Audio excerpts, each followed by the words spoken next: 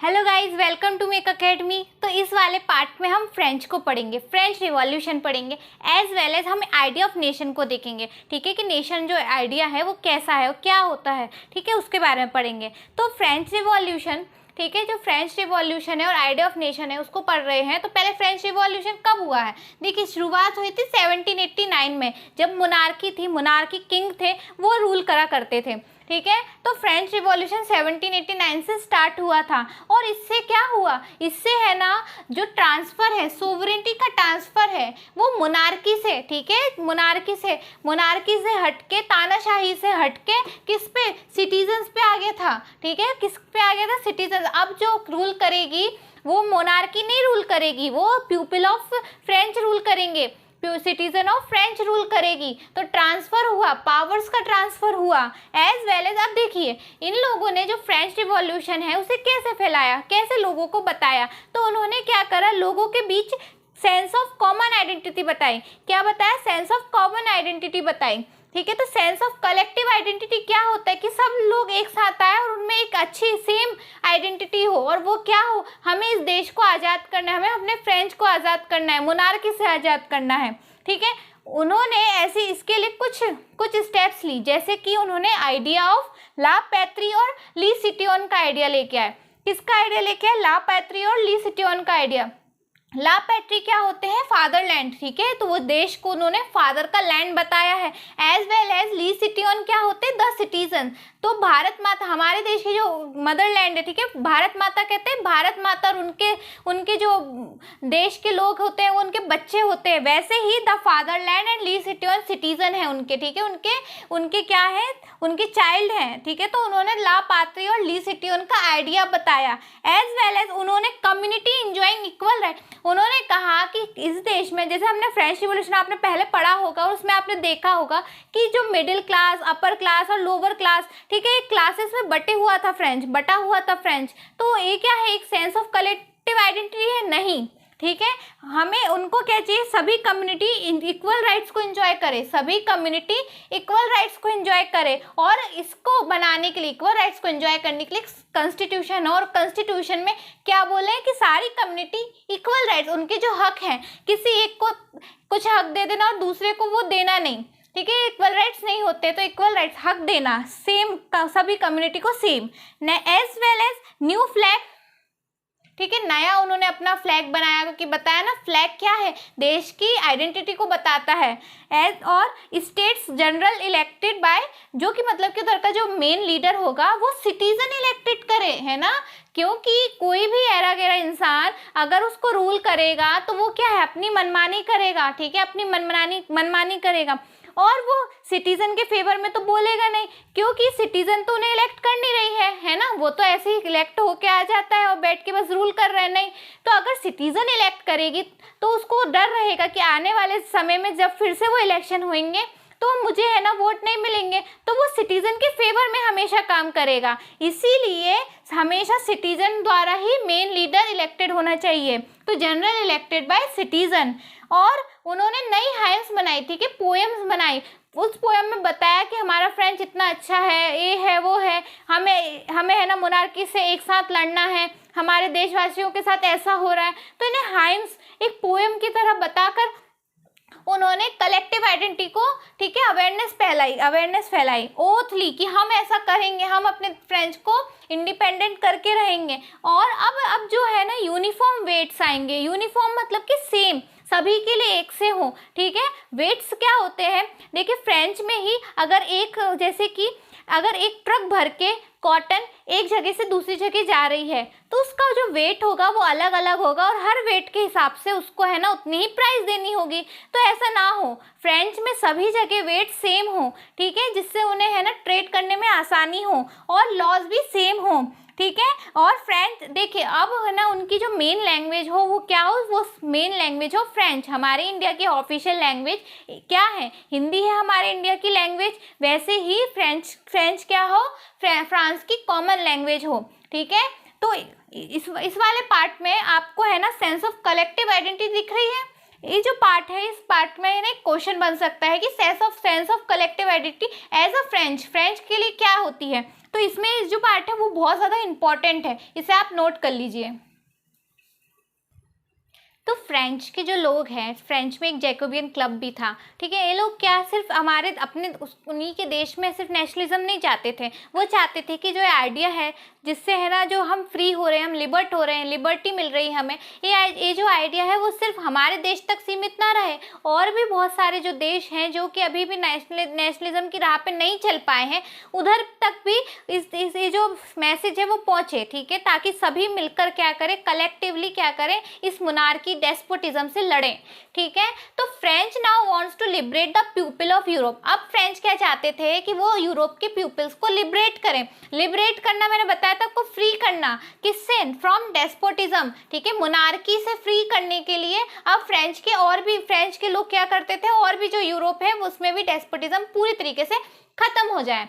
इसके लिए देखिए एक जैकोबियन क्लब भी था, ठीक है, जब फ्रेंच रिवॉल्यूशन हो गया था, जो लुइस 16 थे वो हार गए थे, तो जैकोबियन क्लब बना था, ठीक है। वो जो जैकोबियन क्लब है वो किससे बना था, वो बना था पढ़े लिखे स्टूडेंट्स से, ठीक है, स्टूडेंट्स आते थे, और वो जो मिडिल क्लास एजुकेटेड लोग होते जैसे टीचर, डॉक्टर्स, ये भी है ना, मिलकर उन्होंने क्या बनाया था, जैकोबियन क्लब बनाया था। क्या बनाया था, जैकोबियन क्लब बनाया था। तो Jacobin club consist of students plus other educated middle class people, ठीक है।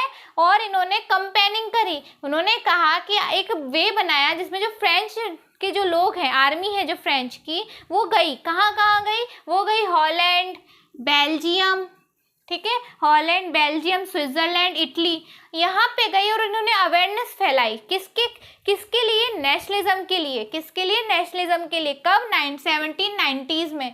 कब, 1790s में। और जो फ्रेंच आर्मी थी लेटर ऑन उन्होंने आइडिया ऑफ नेशनलिज्म को एब्रॉड मतलब बाहर तक फैलाया। तो देख रहे हैं ना, जो नेशन स्टेट्स हैं, मतलब कि लोगों को नेशनलिज्म के बारे में कैसे पता चला। ऐसा तो नहीं होगा कि आज हमें कुछ नहीं पता है और फिर अगले ही दिन हमें सब कुछ पता चल जाए, नहीं।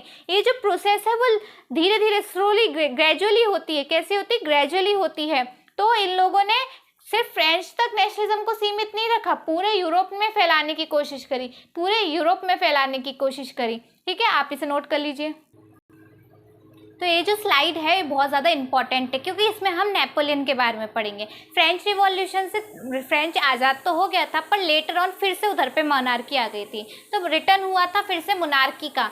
और इसका जो मोनार्क था वो कौन था, नेपोलियन था। कौन था वो राजा, कौन था, नेपोलियन था, ठीक है। नेपोलियन को बहुत ज़्यादा, तो फ्रेंच में रिवॉल्यूशन तो आया, पर ये रिवॉल्यूशन फिर से मोनार्की में बदल गया। और ये मोनार्की कौन लाया था, वो लाया था नेपोलियन। और ये जो स्लाइड है बहुत ज़्यादा इंपॉर्टेंट है, क्योंकि इससे आपका एक क्वेश्चन बनता ही है, ठीक है। तो जो मोनार्की थी वो नेपोलियन लाया था, और कहाँ, फ्रांस में लाया था, ठीक है। फिर से अगेन लेके आया था। इस नेपोलियन था, उसने कुछ एडमिनिस्ट्रेटिव रिफॉर्म भी करवाए थे फ्रेंच में, ठीक है। अब ये जो रिफॉर्म्स थे एडमिनिस्ट्रेटिव, वो कुछ पॉजिटिव थे, और फिर है ना अब अपन पता करेंगे।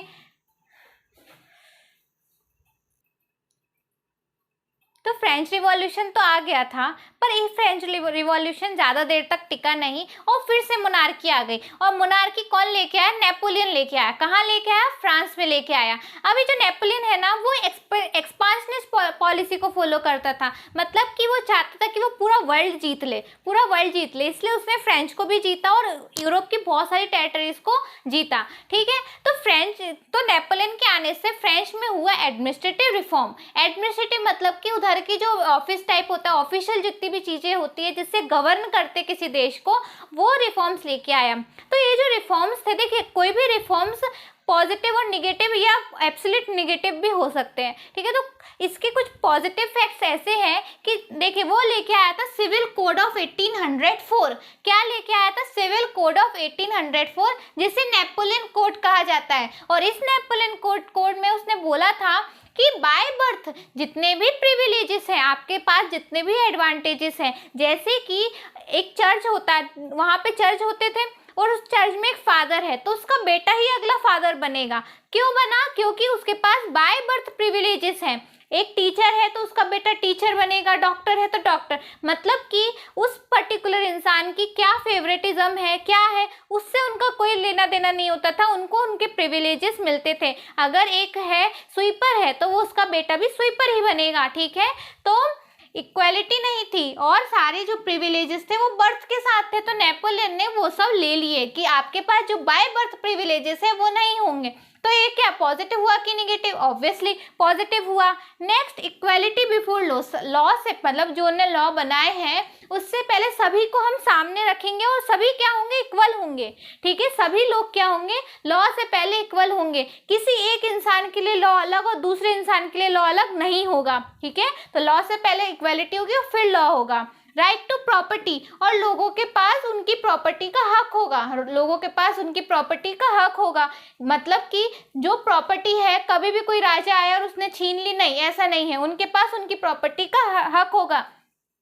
उन्होंने उनके एडमिनिस्ट्रेटिव डिवीज़न जो होते हैं, जैसे कि मैंने बताया फ्रेंच होता है, अगर उसको बहुत सारे पार्ट्स में डिवाइड कर दे तो हर पार्ट में कुछ अलग एडमिनिस्ट्रेशन होगा, हर पार्ट का एडमिनिस्ट्रेशन अलग होगा। तो ऐसा नहीं है, ऐसा नहीं होना चाहिए। एक नेशन की यूनिफॉर्मिटी उसका डिवीज़न नहीं होता है, ठीक है, कलेक्टिवनेस होता है। तो एडमिनिस्ट्रेटिव डिवीज़न को उन्होंने सिंप्लीफाई करा कि ऐसे एडमिनिस्ट्रेटिव डिवीज़न्स अच्छे नहीं हैं।